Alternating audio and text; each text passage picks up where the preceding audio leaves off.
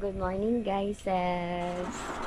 It's our 4th day here in Siargao. 6 AM pa lang, guys. So, maglabas kami ni Ivy.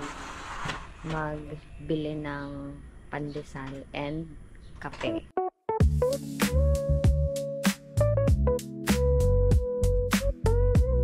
So, mag-island tour kami ngayon, guys.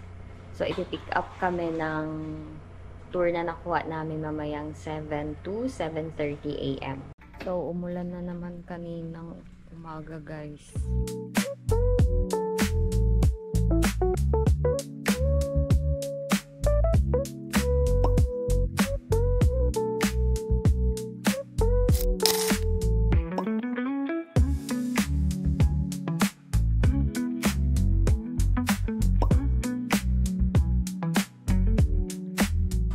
Siyang dessert ng kape. Harap na.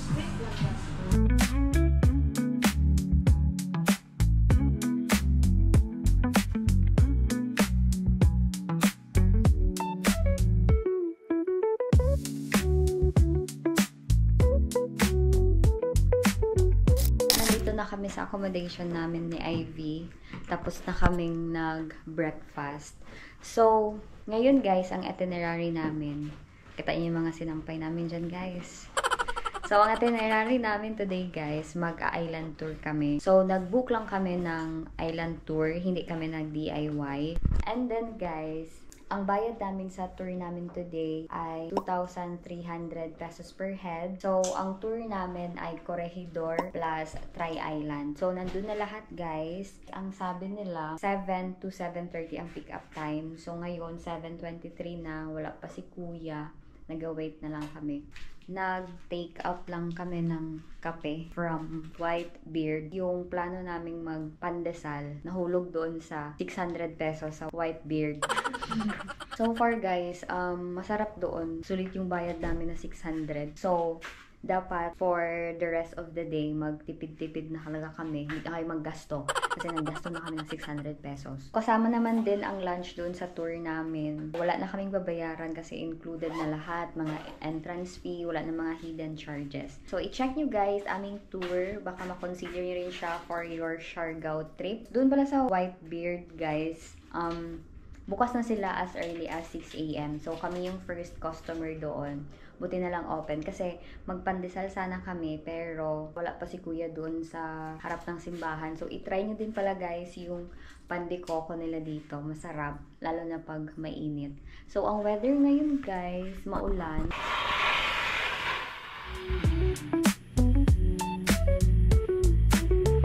Kaninang pauwi kami galing nag-breakfast, umaambon. Kahapon, ganito din yung weather. Sa umaga, umaambon. Pero pagka tanghali ganyan, okay na, clear naman na. Maulan kasi ngayon dito guys, kasi may low pressure area something sa Surigao. And sabi ni Kuya, kahit na umulan or bumagyo, charot. So kahit na umuulan, tuloy pa rin ang island tour.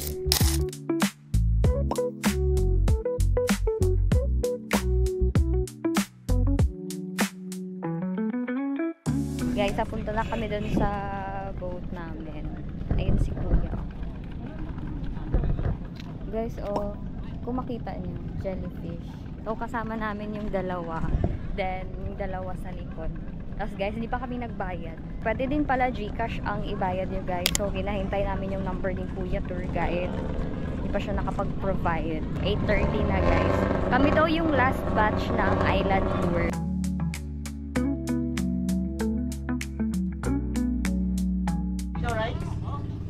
Pangalan ko pala, Jerry. So, yung biyahe natin going to Corregidor, nasa mga yan, 3 hours. Right, going to Corregidor. Joke lang. 45 minutes. And then after Corregidor, we're going to Leke, Daco, and Guyam. Okay?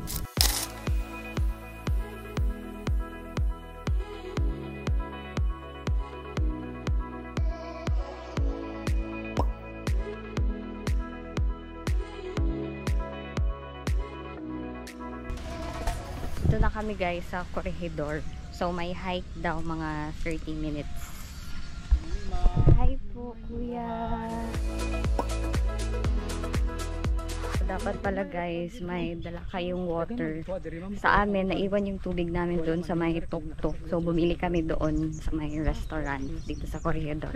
Pero doon daw sa taas, may bilihan din ng tubig.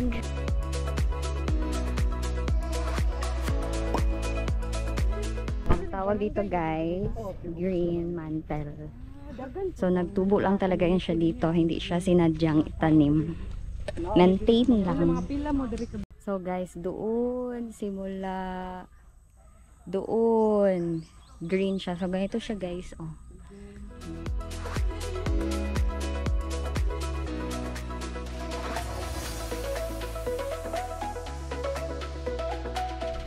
So guys, ay mga bahay-bahay dito. Barangay Hall.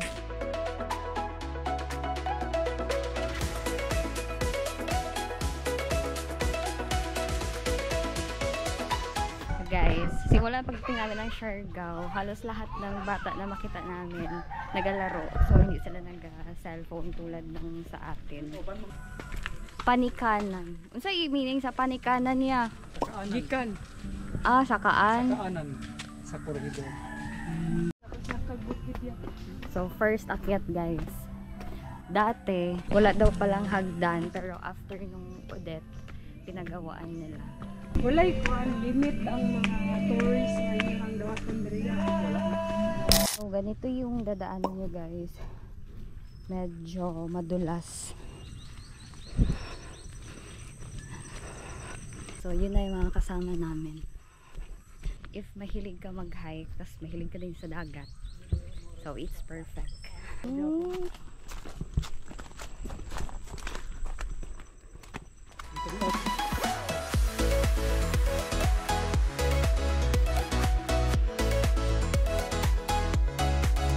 yung akyatin namin guys, o doon.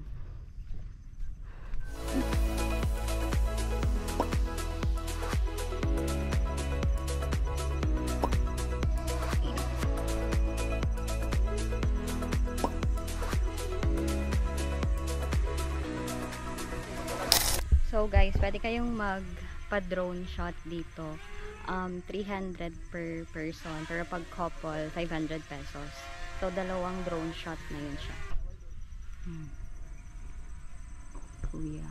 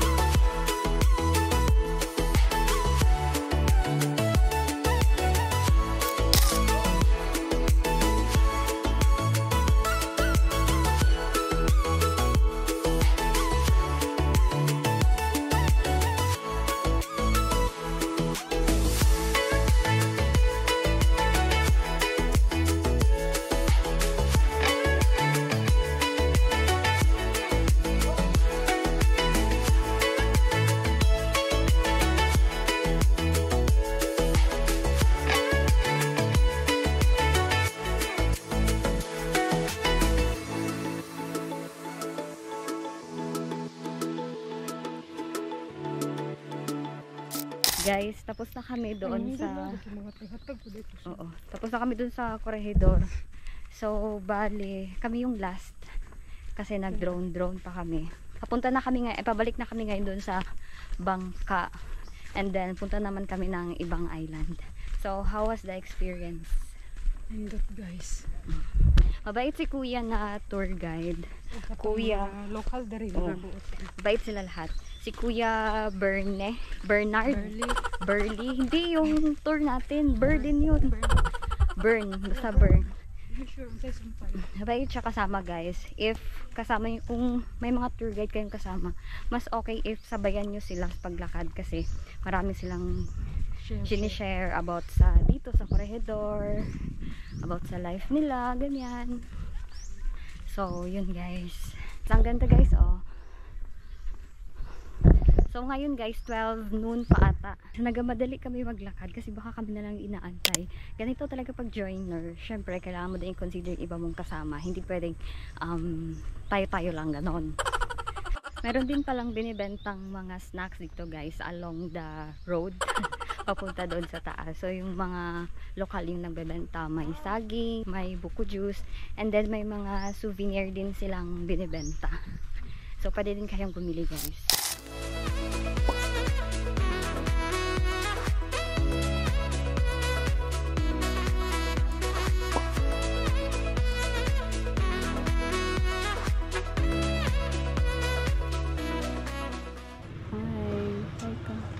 Hi kanak. Luma. Dire kanak oh.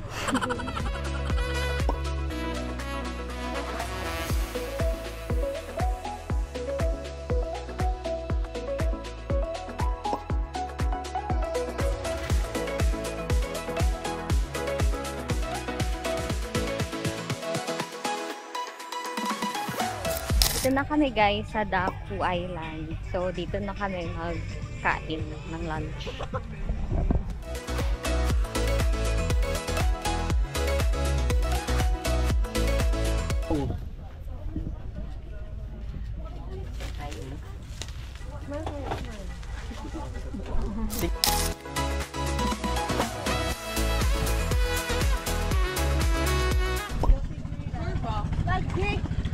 So,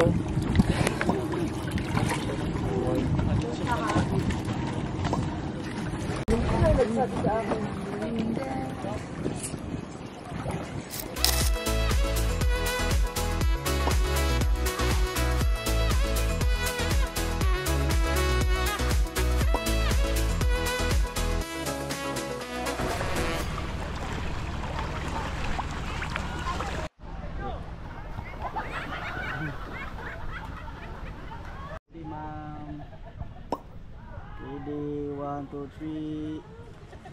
One more. 1, 2, 3.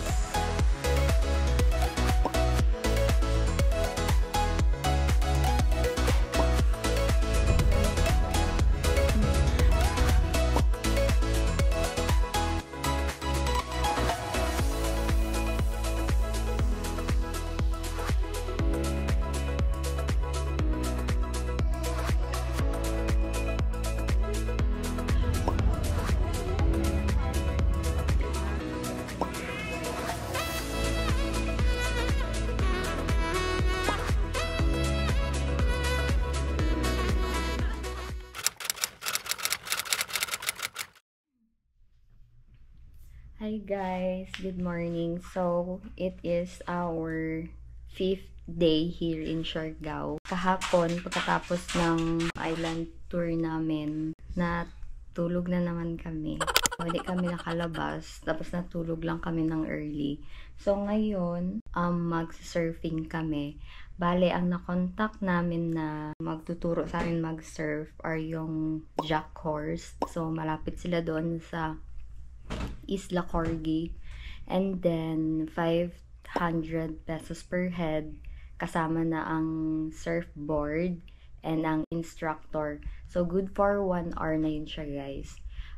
Nag-offer din sila ng free pick up sa hotel nyo, pero hindi na kami nagpa-pick up kasi kami na lang ang pupunta doon. Ang surfing time pala guys, dapat hindi siya maglampas ng 9 AM kasi low tide na. So nag-start sila as early as 5:30 hanggang 9 AM. So ang pinili namin na time ay 5:30. So nag-prepare na lang kami and mag-go na.